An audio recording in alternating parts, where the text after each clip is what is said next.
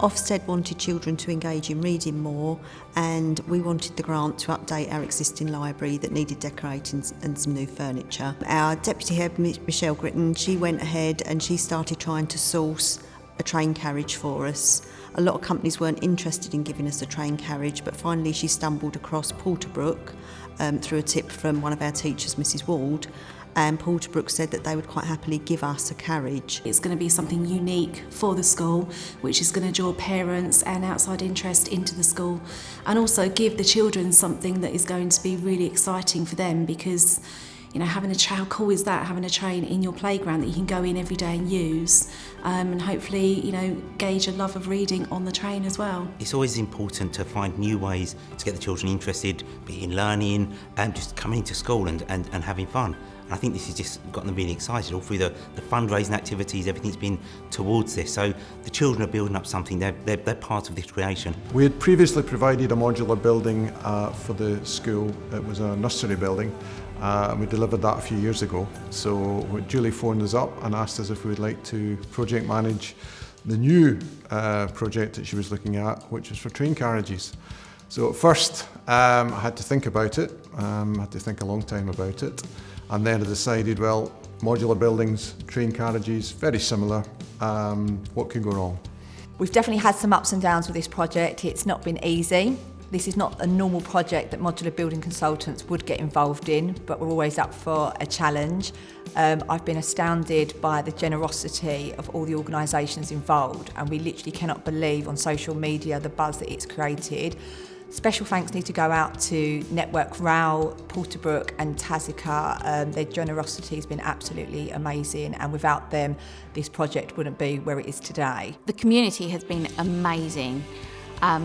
Where our PTA have been out to ask for raffle prizes in a time when everything's so very tight at the moment. This sort of tiny seed has turned into a massive project, so it's going to be something really inspiring for the families. Hopefully it will motivate the children to enjoy a love of reading as opposed to just going to picking a book up because I've got to read it. So, and lots of children don't experience being on a train, so how cool to be on a train to actually read a book with your friends. Network Rail like to do work in the local community. We are a national organisation and we interface a lot with the public next to the railway, whether it be stations, level crossings, etc. So we do like to interface with the local community, and it's good to get into the school environment and teach children about rail safety. The role for Network Rail in the project was really looking at the underground element of the work rather than the placing of the train. It was looking at the ground conditions and the assurance to make sure that the overground trains don't become underground trains and sink into the soft ground at the school. So first of all, we surveyed the sites based on the design, ready to start the excavation and construction of the concrete bases. Excavation was complete. We installed the foundation in layers, plate tested to ensure that the bases would support the weight of the carriage. The next step was to install the steel reinforcement and pour the concrete, which then needed 4 days to cure before we can drill and install the rails. I'm Andrew Goodman and I'm the Managing Director of Railway Support Services, and we're going to be undertaking the road transportation of the 2 railway coaches that are coming to the school from Long Marston in Warwickshire. We've been moving railway equipment for many years. There's various operational reasons, for example here, because the school's obviously not connected to a railway network. So we're going to use some special trailers which are designed for carrying railway equipment. Obviously the coaches are quite long. As an overall length we're about 32 metres. So wending our way, it's all right while we're tramping down motorways, but where we're loading at Long Marston, that's in the wilds of Warwickshire. So the roads aren't particularly good around there, so we have to be very careful there. And of course locally, here again, when we come off the motorway, there's a few tight turns and twists and turns, so there's always challenges. The main thing is probably being able to work with the community again. Work with the school again was good. It was really good fun the first time. Very enthusiastic school to work with, and working with them again was really good fun. Also doing a little bit for the community, seeing what the school is involved with, the connection it has with this community, and what the actual train carriages mean to the whole school and to the pupils as well, and especially with the library and how that library will affect obviously assisting pupils now and in the future. It's pretty exciting because, well, we're going to have a place to read now, and for the preschool it's going to be like a whole new classroom. We went from small plans to big train carriage, and it's just amazing what you can do with a train carriage. You take a couple of seats out and make it into a library. You take a couple of seats out and make it into, well, whatever really.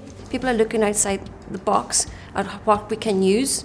It's so nice to be able to recycle something that's been in use for a long time, something that would have been destroyed or gone into landfill, and to be able to reuse them, give them a second function. I think we're in an environment now where we have to start thinking about recycling in the future and protecting old buildings or protecting old vehicles like we are here and reusing them, and I think the children will appreciate it moving forward. Knowing what it means to the children here to have a train carriage as their library and one outside for the extended services and that, no one else has got that in this area, so it was just something completely different. It's just quite an awe-inspiring thing to see the trains outside on the playground on the field.